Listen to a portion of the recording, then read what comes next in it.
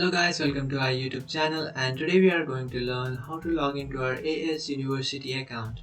So let's get started. So if you want to log into your AS University account, what you can do is just open up a browser. You can choose any browser you like. I'm using my Chrome browser. So after opening up your browser, in search bar you can search for AS University login. After searching for AS University login, you will come up to this page where you can tap on this first option which says login AS University. And after tapping on that option, now what you can do is just simply enter your email address and password.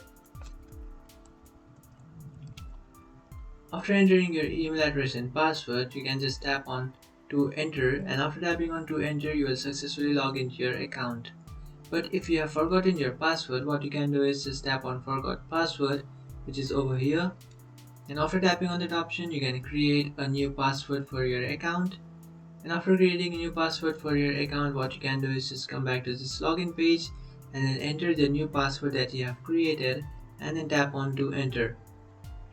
After tapping on to enter, you will successfully log into your AS University account. So that's it guys, this is how to log into your AS University account.